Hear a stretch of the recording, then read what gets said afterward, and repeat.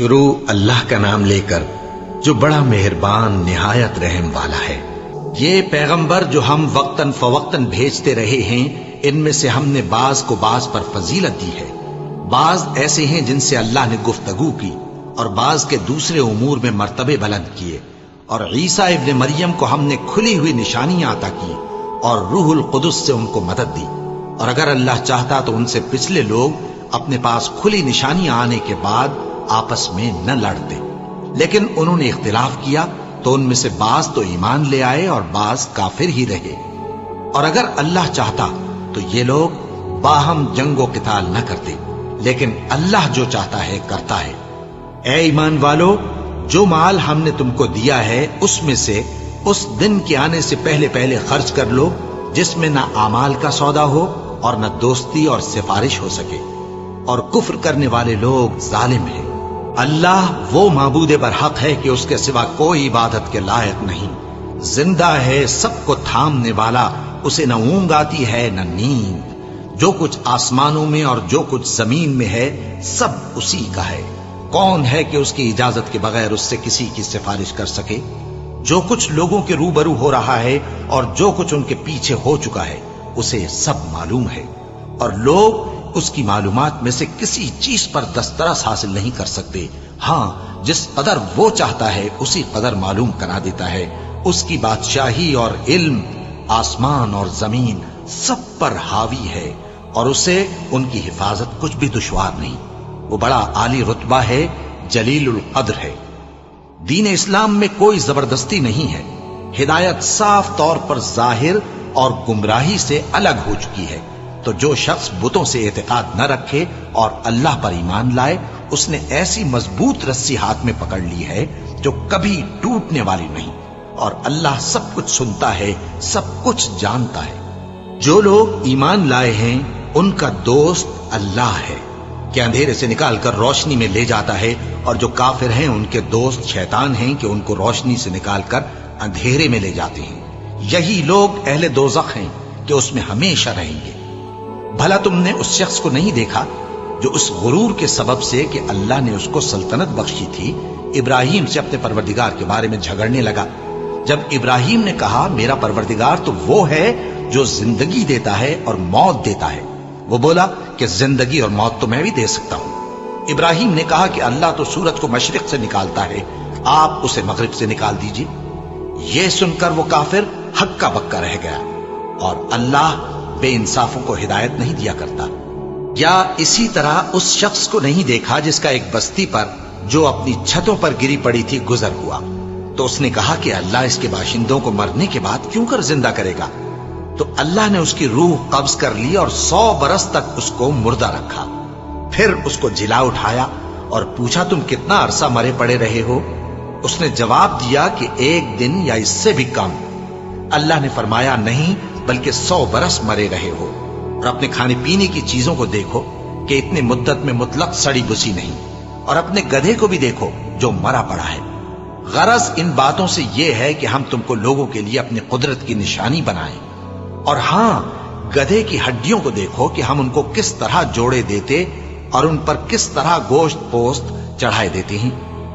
جب یہ واقعات اس کے مشاہدے میں آئے تو بول اٹھا کہ میں یقین کرتا ہوں کہ اللہ ہر چیز پر قادر ہے۔ اور جب ابراہیم نے اللہ سے عرض کیا کہ اے پروردگار مجھے دکھا کہ تو مردوں کو کیوں کر زندہ کرے گا، اللہ نے فرمایا کیا تم نے اس بات کا یقین نہیں کیا؟ انہوں نے کہا کیوں نہیں، لیکن میں دیکھنا اس لیے چاہتا ہوں کہ میرا دل اطمینان کامل حاصل کر لے۔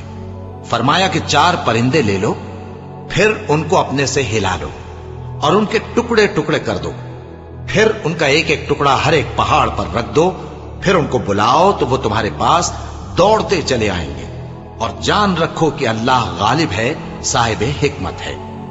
جو لوگ اپنا مال اللہ کی راہ میں خرچ کرتے ہیں ان کے مال کی مثال اس دانے کی سی ہے جس سے 7 بالیں اگیں اور ہر ایک بال میں 100 دانے ہوں، اور اللہ جس کے اجر کو چاہتا ہے اور زیادہ کرتا ہے، اور اللہ کشائش والا ہے، سب کچھ جاننے والا ہے۔ جو لوگ اپنا مال اللہ کے راستے میں صرف کرتے ہیں پھر اس کے بعد نہ اس خرچ کا کسی پر احسان رکھتے ہیں اور نہ کسی کو تکلیف دیتے ہیں، ان کا صلہ ان کے پروردگار کے پاس تیار ہے، اور قیامت کے روز نہ ان کو کچھ خوف ہوگا اور نہ وہ غمگین ہوں گے۔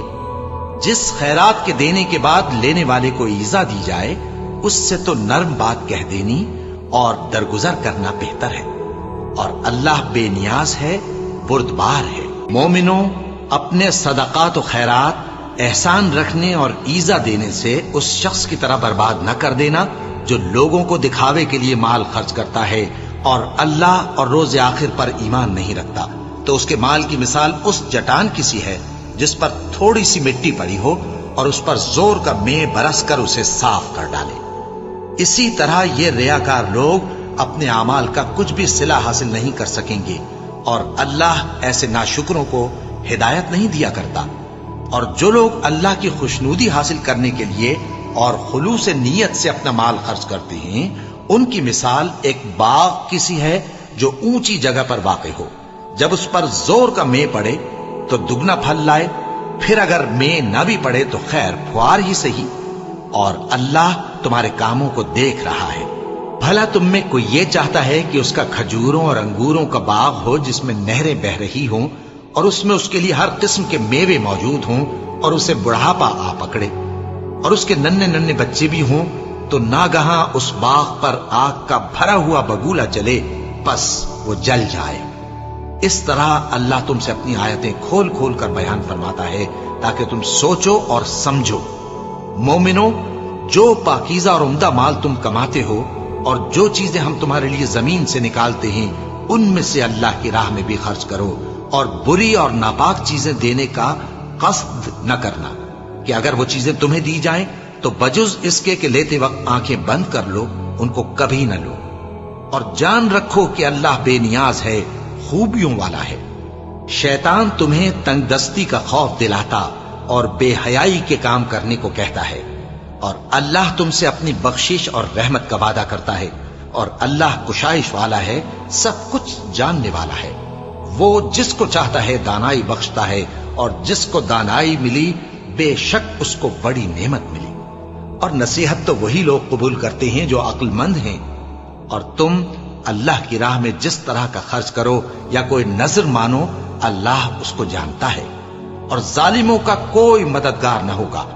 اگر تم خیرات ظاہر کر کے دو تو وہ بھی خوب ہے، اور اگر پوشیدہ دو اور دو بھی ضرورت مندوں کو تو یہ تمہارے لیے بہتر ہے، اور اس طرح کا دینا تمہارے گناہوں کو بھی دور کرے گا، اور اللہ کو تمہارے سب کاموں کی خبر ہے۔ اے نبی صلی اللہ علیہ وآلہ وسلم، تم ان لوگوں کی ہدایت کے ذمہ دار نہیں ہو، بلکہ اللہ ہی جس کو چاہتا ہے ہدایت بخشتا ہے۔ اور مومنوں، تم جو مال خرچ کرو گے تو اس کا فائدہ تم ہی کو ہے، اور تم تو جو خرچ کرو گے اللہ کی خوشنودی کے لیے کرو گے، اور جو مال تم خرچ کرو گے وہ تمہیں پورا پورا دے دیا جائے گا، اور تمہارا کچھ نقصان نہیں کیا جائے گا۔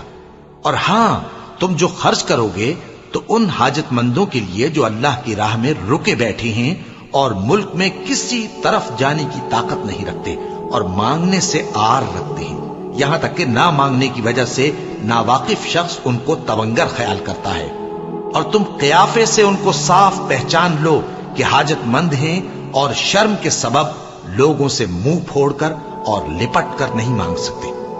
اور تم جو مال خرچ کرو گے کچھ شک نہیں کہ اللہ اس کو جانتا ہے۔ جو لوگ اپنا مال رات اور دن اور پوشیدہ اور ظاہر اللہ کی راہ میں خرچ کرتے رہتے ہیں، ان کا صلہ ان کے پروردگار کے پاس ہے، اور ان کو قیامت کے دن نہ کسی طرح کا خوف ہوگا اور نہ غم۔ جو لوگ سود کھاتے ہیں وہ قبروں سے اس طرح حواس باختہ اٹھیں گے جیسے کسی کو جن نے لپٹ کر دیوانہ بنا دیا ہو، یہ اس لیے کہ وہ کہتے ہیں کہ سودا بیچنا بھی تو نفع کے لحاظ سے ویسا ہی ہے جیسے سود لینا، حالانکہ سودے کو اللہ نے حلال کیا ہے اور سود کو حرام۔ تو جس شخص کے پاس اللہ کی نصیحت پہنچی اور وہ سود لینے سے باز آ گیا تو جو پہلے ہو چکا وہ اس کا، اور قیامت میں اس کا معاملہ اللہ کے سپرد۔ اور جو پھر لینے لگا تو ایسے لوگ دوزخی ہیں کہ ہمیشہ دوزخ میں جلتے رہیں گے۔ اللہ سود کو نابود یعنی بے برکت کرتا اور خیرات کی برکت کو بڑھاتا ہے، اور اللہ کسی ناشکر گناہگار کو دوست نہیں رکھتا۔ جو لوگ ایمان لائے اور نیک عمل کرتے اور نماز پڑھتے اور زکات دیتے رہے، ان کو ان کے کاموں کا صلہ اللہ کے ہاں ملے گا، اور قیامت کے دن ان کو نہ کچھ خوف ہوگا اور نہ وہ غمناک ہوں گے۔ مومنو، اللہ سے ڈرو، اور اگر ایمان رکھتے ہو تو جتنا سود باقی رہ گیا ہے اس کو چھوڑ دو۔ پھر اگر ایسا نہ کرو گے تو تم اللہ اور اس کے رسول کی طرف سے اعلان جنگ سن لو، اور اگر توبہ کر لو گے اور سود چھوڑ دو گے تو تم کو اپنی اصل رقم لینے کا حق ہے، جس میں نہ اوروں کا نقصان اور نہ تمہارا نقصان۔ اور اگر قرض لینے والا تنگ دست ہو تو اسے کشائش کے حاصل ہونے تک مہلت دو، اور اگر زر قرض بخش دو تو وہ تمہارے لیے زیادہ اچھا ہے، بشرطے کہ سمجھو۔ اور اس دن سے ڈرو جبکہ تم اللہ کے حضور میں لوٹ کر جاؤ گے، اور ہر شخص اپنے اعمال کا پورا پورا بدلہ پائے گا، اور کسی کو کچھ نقصان نہ ہوگا۔ مومنو، جب تم آپس میں کسی میعاد معین کے لیے قرض کا معاملہ کرنے لگو تو اس کو لکھ لیا کرو، اور لکھنے والا تم میں کسی کا نقصان نہ کرے بلکہ انصاف سے لکھے۔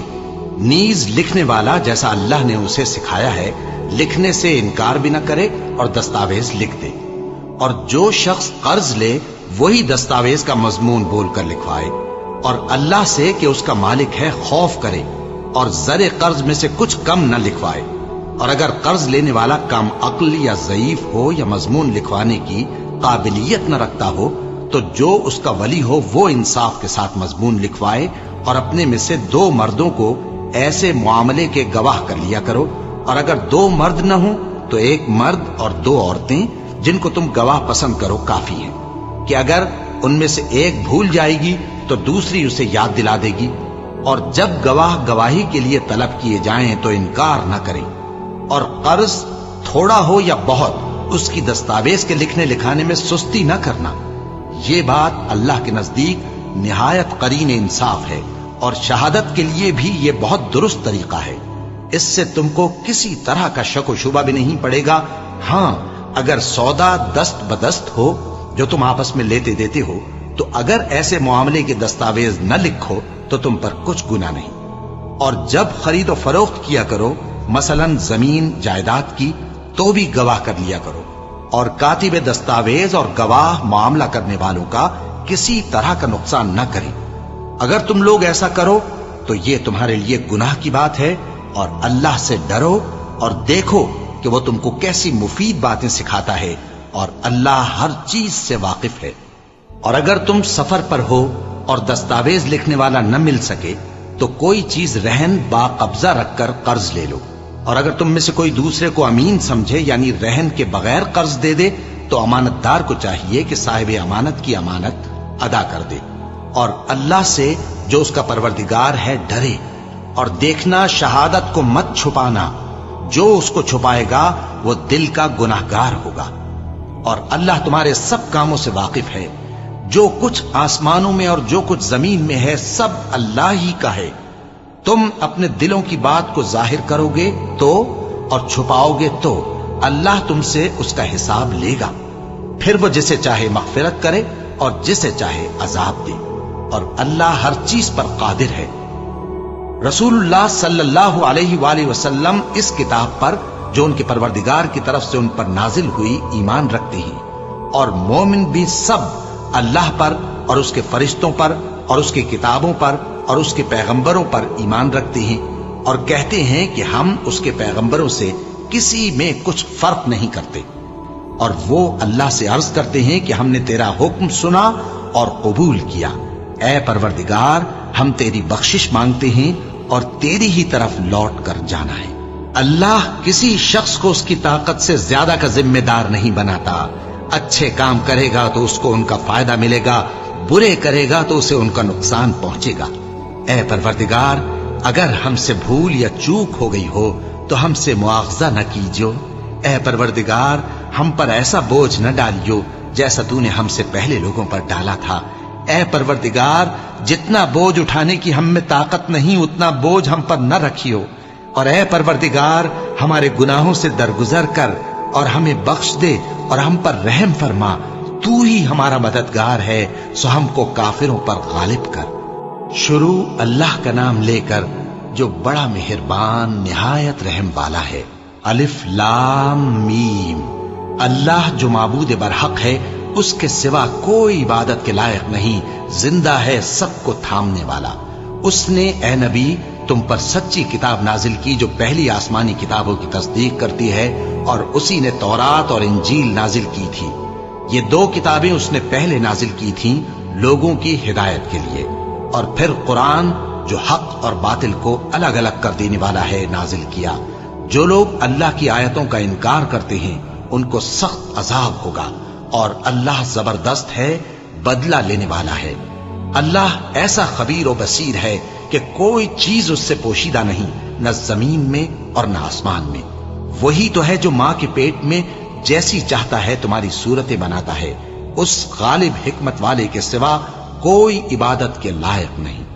اے پیغمبر، وہی تو ہے جس نے تم پر یہ کتاب نازل کی جس کی بعض آیتیں محکم ہیں اور وہی اصل کتاب ہیں، اور بعض دوسری متشابہ ہیں۔ تو جن لوگوں کے دلوں میں کجی ہے وہ متشابہات کا اتباع کرتے ہیں تاکہ فتنہ برپا کریں اور مراد اصلی کا پتہ لگائیں، حالانکہ مراد اصلی اللہ کے سوا کوئی نہیں جانتا۔ اور جو لوگ علم میں گہری نظر رکھتے ہیں وہ یہ کہتے ہیں کہ ہم ان پر ایمان لائے، یہ سب آیات ہمارے پروردگار کی طرف سے ہیں، اور نصیحت تو عقل مند ہی قبول کرتے ہیں۔ اے پروردگار، جب تو نے ہمیں ہدایت بخشی ہے تو اس کے بعد ہمارے دلوں میں کجی نہ پیدا کر دیجو، اور ہمیں اپنے ہاتھ سے رحمت عطا فرما، تو بڑا عطا فرمانے والا ہے۔ اے پروردگار، تو اس روز جس کے آنے میں کچھ بھی شک نہیں سب لوگوں کو اپنے حضور میں جمع کر لے گا، بے شک اللہ خلاف وعدہ نہیں کرتا۔ جو لوگ کافر ہوئے اس دن نہ تو ان کا مال ہی اللہ کے عذاب سے ان کو بچا سکے گا اور نہ ان کی اولاد ہی کچھ کام آئے گی، اور یہ لوگ آتش جہنم کا ایندھن ہوں گے۔ ان کا حال بھی فرعونیوں اور ان سے پہلے لوگوں کا سا ہوگا جنہوں نے ہماری آیتوں کی تکذیب کی تھی، تو اللہ نے ان کو ان کے گناہوں کے سبب عذاب میں پکڑ لیا تھا، اور اللہ سخت عذاب کرنے والا ہے۔ اے پیغمبر، کافروں سے کہہ دو کہ تم دنیا میں بھی عنقریب مغلوب ہو جاؤ گے اور آخرت میں جہنم کی طرف اکٹھا کیے جاؤ گے، اور وہ بری جگہ ہے۔ تمہارے لیے دو گروہوں میں جو جنگ بدر کے دن آپس میں بھڑ گئے قدرت الہی کی عظیم الشان نشانی تھی۔ ایک گروہ مسلمانوں کا تھا، وہ اللہ کی راہ میں لڑ رہا تھا، اور دوسرا گروہ کافروں کا تھا، وہ ان کو اپنی آنکھوں سے اپنے سے دگنا مشاہدہ کر رہا تھا۔ اور اللہ اپنی نصرت سے جس کو چاہتا ہے مدد دیتا ہے۔ جو اہل بصارت ہیں ان کے لیے اس واقعے میں بڑی عبرت ہے۔ لوگوں کو ان کی خواہشوں کی چیزیں یعنی عورتیں اور بیٹے اور سونے اور چاندی کے بڑے بڑے ڈھیر اور نشان لگے ہوئے گھوڑے اور مویشی اور کھیتی بڑی زینت دار معلوم ہوتی ہیں، مگر یہ سب دنیا ہی کی زندگی کے سامان ہیں، اور اللہ کے پاس بہت اچھا ٹھکانہ ہے۔ اے پیغمبر، ان سے کہو کہ بھلا میں تم کو ایسی چیز بتاؤں جو ان چیزوں سے کہیں اچھی ہو؟ سنو، جو لوگ پرہیزگار ہیں ان کے لیے اللہ کے ہاں باغات بہشت ہیں جن کے نیچے نہریں بہ رہی ہیں، ان میں وہ ہمیشہ رہیں گے، اور پاکیزہ بیویاں ہیں، اور سب سے بڑھ کر اللہ کی خوشنودی۔ اور اللہ اپنے سب بندوں کو دیکھ رہا ہے جو اللہ سے التجا کرتے ہیں کہ اے پروردگار، ہم ایمان لے آئے سو ہم کو ہمارے گناہ معاف فرما اور ہم کو دوزخ کے عذاب سے محفوظ رکھ۔ یہ وہ لوگ ہیں جو مشکلات میں صبر کرتے اور سچ بولتے اور عبادت میں لگے رہتے اور نیکی میں خرچ کرتے اور اوقات سحر میں گناہوں کی معافی مانگا کرتے ہیں۔ اللہ تو اس بات کی گواہی دیتا ہے کہ اس کے سوا کوئی معبود نہیں، اس حال میں کہ وہ انصاف کا حاکم ہے، اور فرشتے اور علم والے بھی گواہی دیتے ہیں کہ اس غالب حکمت والے کے سوا کوئی لائق عبادت نہیں۔ دین تو اللہ کے نزدیک اسلام ہی ہے، اور اہل کتاب نے جو اس دین سے اختلاف کیا تو علم حاصل ہونے کے بعد آپس کی ضد سے کیا، اور جو شخص اللہ کی آیتوں کو نہ مانے تو اللہ جلد حساب لینے والا ہے۔ اے پیغمبر، پس اگر یہ لوگ تم سے جھگڑنے لگیں تو کہنا کہ میں اور میرے پیرو تو اللہ کے فرمانبردار ہو چکے، اور اہل کتاب اور ان پڑھ لوگوں سے کہو کہ کیا تم بھی اللہ کے فرمانبردار بنتے اور اسلام لاتے ہو؟ پس اگر یہ لوگ اسلام لے آئیں تو بے شک ہدایت پالیں، اور اگر تمہارا کہا نہ مانے تو تمہارا کام صرف اللہ کا پیغام پہنچا دینا ہے۔ اور اللہ اپنے بندوں کو دیکھ رہا ہے۔ جو لوگ اللہ کی آیتوں کو نہیں مانتے اور انبیاء کو ناحق قتل کرتے رہے ہیں اور جو انصاف کرنے کا حکم دیتے ہیں انہیں بھی مار ڈالتے ہیں، ان کو دکھ دینے والے عذاب کی خوشخبری سنا دو۔ یہ ایسے لوگ ہیں جن کے اعمال دنیا اور آخرت دونوں میں برباد ہیں اور ان کا کوئی مددگار نہیں ہوگا۔ بھلا تم نے ان لوگوں کو نہیں دیکھا جن کو کتاب یعنی تورات سے حصہ دیا گیا اور وہ اس کتاب اللہ یعنی قرآن کی طرف بلائے جاتے ہیں تاکہ یہ ان کے تنازعات کا ان میں فیصلہ کر دے؟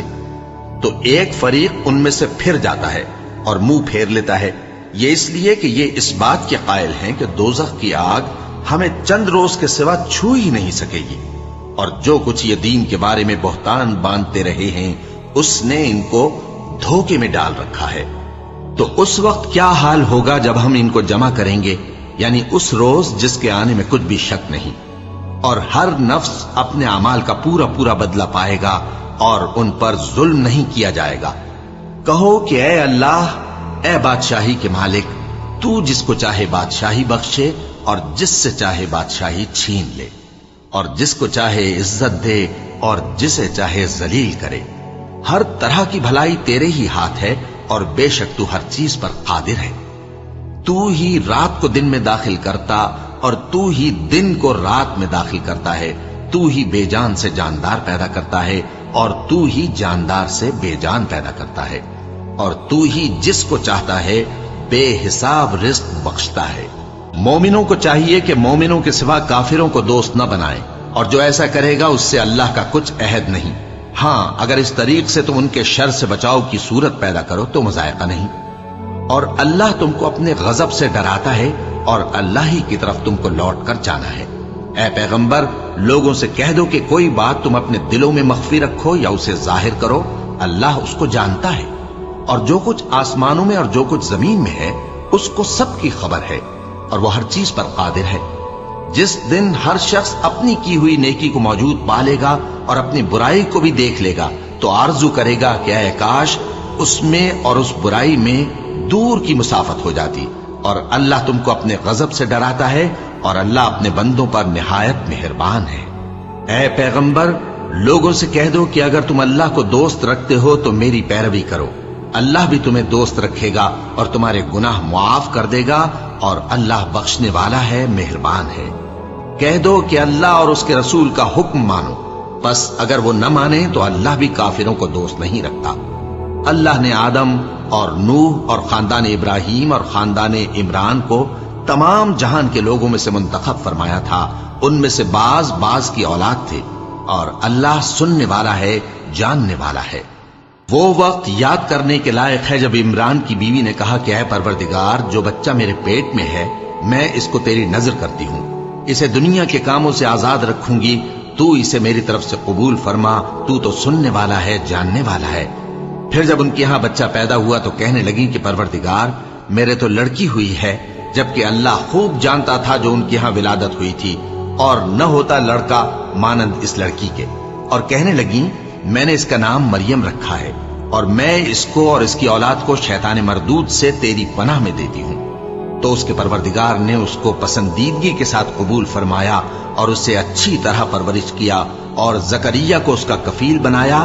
زکریا جب کبھی عبادت گاہ میں اس کے پاس جاتے تو اس کے پاس کھانا پاتے۔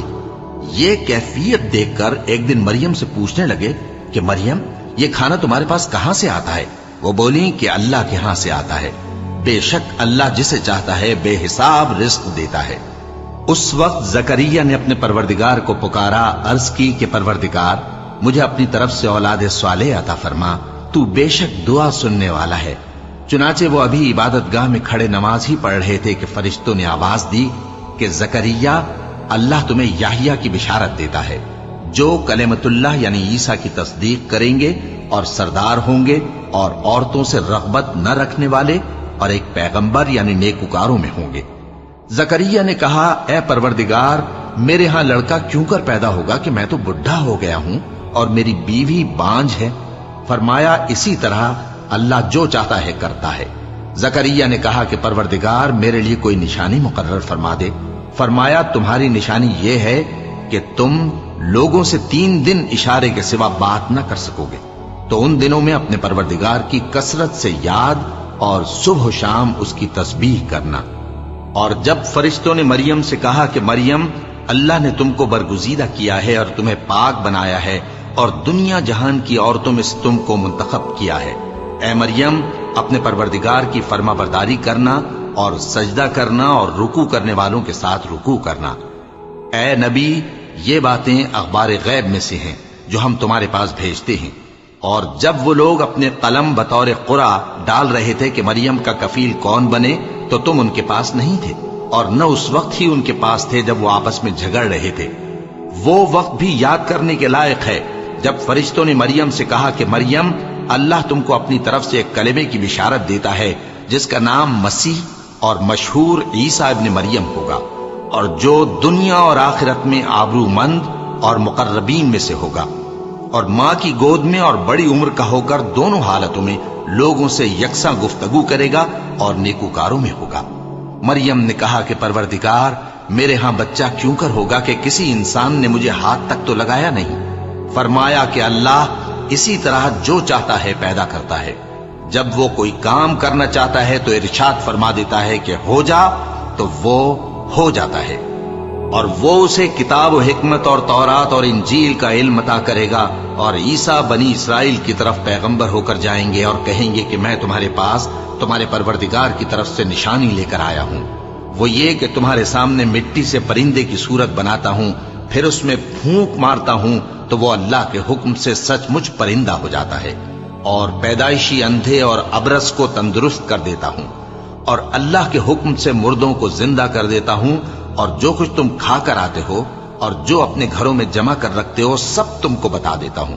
اگر تم صاحب ایمان ہو تو ان باتوں میں تمہارے لیے نشانی ہے، اور مجھ سے پہلے جو تورات نازل ہوئی تھی اس کی تصدیق بھی کرتا ہوں، اور میں اس لیے بھی آیا ہوں کہ بعض چیزیں جو تم پر حرام تھیں ان کو تمہارے لیے حلال کر دوں، اور میں تو تمہارے پروردگار کی طرف سے نشانی لے کر آیا ہوں۔ تو اللہ سے ڈرو اور میرا کہا مانو، کچھ شک نہیں کہ اللہ ہی میرا اور تمہارا پروردگار ہے، تو اسی کی عبادت کرو، یہی سیدھا رستہ ہے۔ پھر جب عیسیٰ نے ان کی طرف سے انکار و نافرمانی ہی دیکھی تو کہنے لگے کہ کوئی ہے جو اللہ کا طرفدار اور میرا مددگار ہو؟ حواری بولے کہ ہم اللہ کے طرفدار اور آپ کے مددگار ہیں، ہم اللہ پر ایمان لائے اور آپ گواہ رہیں کہ ہم فرما بردار ہیں۔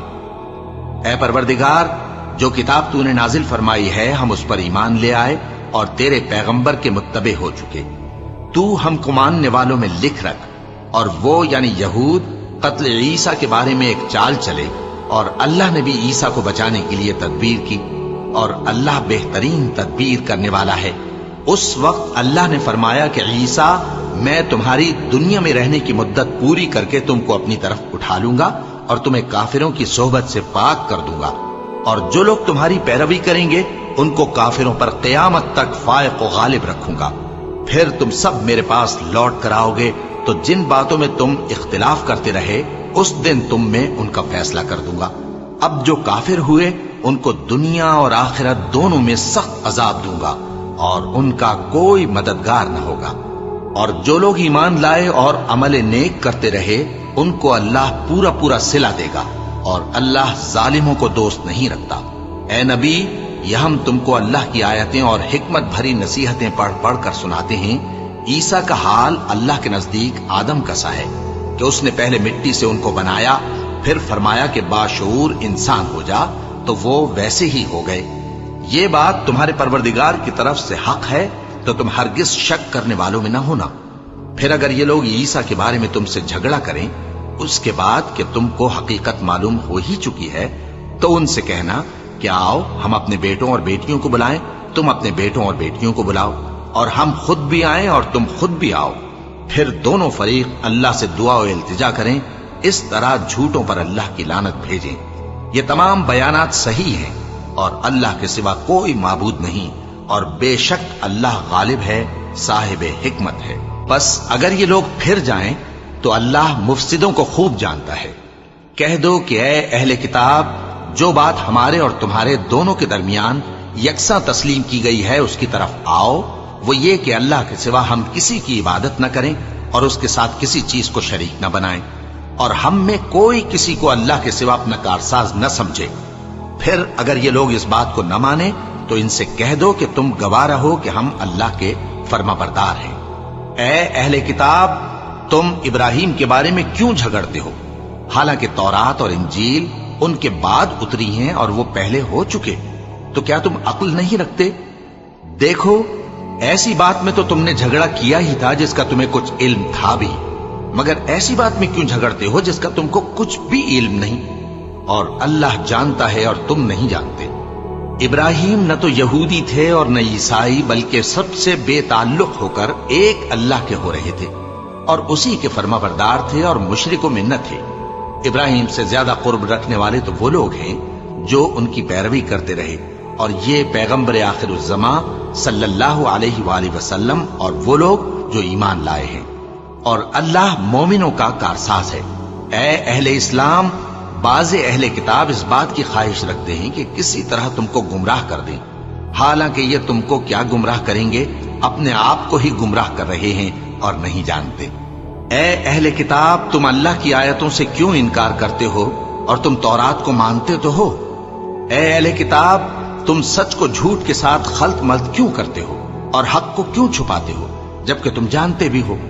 اور اہل کتاب کا ایک گروہ اپنے آدمیوں سے کہتا ہے کہ جو کتاب مومنوں پر نازل ہوئی ہے اس پر دن کے شروع میں تو ایمان لے آیا کرو اور اس کے آخر میں انکار کر دیا کرو، تاکہ وہ اسلام سے برگشتہ ہو جائیں، اور اپنے دین کے پیروں کے سوا کسی اور کی بات کا یقین نہ کر لینا۔ اے پیغمبر، کہہ دو کہ ہدایت تو اللہ ہی کی ہدایت ہے۔ وہ یہ بھی کہتے ہیں، یہ بھی نہ ماننا کہ جو چیز تم کو ملی ہے ویسی کسی اور کو بھی مل سکتی ہے، ورنہ وہ تم پر تمہارے رب کے روبرو حجت قائم کر دیں گے۔ اے پیغمبر، کہہ دو کہ بزرگی اللہ ہی کے ہاتھ میں ہے، وہ جسے چاہتا ہے دیتا ہے، اور اللہ کشائش والا ہے، علم والا ہے۔ وہ اپنی رحمت سے جس کو چاہتا ہے خاص کر لیتا ہے، اور اللہ بڑے فضل کا مالک ہے۔ اور اہل کتاب میں سے کوئی تو ایسا ہے کہ اگر تم اس کے پاس دیناروں کا ڈھیر امانت رکھ دو تو تم کو فوراً واپس دے دے، اور کوئی اس طرح کا ہے کہ اگر اس کے پاس 1 دینار بھی امانت رکھو تو جب تک اس کے سر پر ہر وقت کھڑے نہ رہو تمہیں دے ہی نہیں۔ یہ اس لیے کہ وہ کہتے ہیں کہ امیوں کے بارے میں ہم سے مواخذہ نہیں ہوگا۔ یہ اللہ پر محض جھوٹ بولتے ہیں اور اس بات کو جانتے بھی ہیں۔ ہاں، کیوں نہیں؟ جو شخص اپنے اقرار کو پورا کرے اور پرہیزگار بنا رہے تو اللہ بھی پرہیزگاروں کو دوست رکھتا ہے۔ جو لوگ اللہ کے اقراروں اور اپنی قسموں کو بیچ ڈالتے ہیں اور ان کے عوض تھوڑی سی قیمت حاصل کرتے ہیں، ان کا آخرت میں کچھ حصہ نہیں۔ ان سے اللہ نہ تو کلام کرے گا اور نہ قیامت کے روز ان کی طرف دیکھے گا، اور نہ ان کو پاک کرے گا، اور ان کو دکھ دینے والا عذاب ہوگا۔ اور ان اہل کتاب میں بعض ایسے ہیں کہ کتاب یعنی تورات کو زبان مروڑ مروڑ کر پڑھتے ہیں تاکہ تم سمجھو کہ جو کچھ وہ پڑھتے ہیں کتاب میں سے ہے، حالانکہ وہ کتاب میں سے نہیں ہوتا، اور کہتے ہیں کہ وہ اللہ کی طرف سے نازل ہوا ہے، حالانکہ وہ اللہ کی طرف سے نہیں ہوتا، اور اللہ پر جھوٹ بولتے ہیں اور یہ بات جانتے بھی ہیں۔ کسی آدمی کو شایع نہیں کہ اللہ اسے کتاب اور حکومت اور نبوت عطا فرمائے، پھر وہ لوگوں سے کہے کہ اللہ کو چھوڑ کر میرے بندے ہو جاؤ، بلکہ اس کو یہ کہنا چاہیے کہ اے اہل کتاب، تم ربانی ہو جاؤ، کیونکہ تم کتاب کی تعلیم بھی دیتے ہو اور کیونکہ پڑھتے پڑھاتے رہتے ہو۔ اور اس کو یہ بھی نہیں کہنا چاہیے کہ تم فرشتوں اور پیغمبروں کو معبود بنا لو۔ بھلا جب تم مسلمان ہو چکے تو کیا وہ تمہیں کافر ہونے کو کہے گا؟ اور جب اللہ نے پیغمبروں سے عہد لیا کہ جب میں تم کو کتاب اور دانائی عطا کروں پھر تمہارے پاس کوئی پیغمبر آئے جو تمہاری کتاب کی تصدیق کرے تو تمہیں ضرور اس پر ایمان لانا ہوگا اور ضرور اس کی مدد کرنی ہوگی۔ اور عہد لینے کے بعد پوچھا کہ بھلا تم نے اقرار کیا اور اس اقرار پر میرا ذمہ لیا، یعنی مجھے ضامن ٹھہرایا؟ انہوں نے کہا ہاں، ہم نے اقرار کیا۔ فرمایا کہ تم اس عہد و پیمان کے گواہ رہو اور میں بھی تمہارے ساتھ گواہ ہوں۔ اب جو لوگ اس کے بعد پھر جائیں تو وہی بد کردار ہیں۔ پھر کیا یہ کافر اللہ کے دین کے سوا کسی اور دین کے طالب ہیں؟ حالانکہ سب اہل آسمان و زمین خوشی یا ناخوشی سے اللہ کے فرما بردار ہیں اور اسی کی طرف لوٹ کر جانے والے ہیں۔ کہو کہ ہم اللہ پر ایمان لائے اور جو کتاب ہم پر نازل ہوئی اور جو صحیف ابراہیم اور اسماعیل اور اسحاق اور یعقوب اور ان کی اولاد پر اترے، اور جو کتابیں موسیٰ اور عیسیٰ اور دوسرے انبیاء کو پروردگار کی طرف سے ملی سب پر ایمان لائے۔ ہم ان پیغمبروں میں سے کسی میں کچھ فرق نہیں کرتے، اور ہم اسی اللہ کے فرما بردار ہیں، اور جو شخص اسلام کے سوا کسی اور دین کا طالب ہوگا وہ اس سے ہرگز قبول نہیں کیا جائے گا، اور ایسا شخص آخرت میں نقصان اٹھانے والوں میں ہوگا۔ اللہ ایسے لوگوں کو کیوں کر ہدایت دے جو ایمان لانے کے بعد کافر ہو گئے اور پہلے اس بات کی گواہی دے چکے کہ یہ پیغمبر برحق ہے، اور ان کے پاس دلائل بھی آ گئے، اور اللہ بے انصافوں کو ہدایت نہیں دیتا۔ ان لوگوں کی سزا یہ ہے کہ ان پر اللہ کی اور فرشتوں کی اور انسانوں کی سب کی لعنت ہے، ہمیشہ اس لعنت میں گرفتار رہیں گے۔ ان سے نہ تو عذاب ہلکا کیا جائے گا اور نہ انہیں مہلت دی جائے گی۔ ہاں، جنہوں نے اس کے بعد توبہ کی اور اپنی حالت درست کر لی تو اللہ بخشنے والا مہربان ہے۔ جو لوگ ایمان لانے کے بعد کافر ہو گئے پھر کفر میں بڑھتے گئے، ایسوں کی توبہ ہرگز قبول نہیں ہوگی، اور یہ لوگ گمراہ ہیں۔ جو لوگ کافر ہوئے اور کفر ہی کی حالت میں مر گئے، وہ اگر نجات حاصل کرنی چاہیں اور بدلے میں زمین بھر سونا دیں تو ہرگز قبول نہیں کیا جائے گا۔ ان لوگوں کو دکھ دینے والا عذاب ہوگا اور ان کا کوئی مددگار نہیں ہوگا۔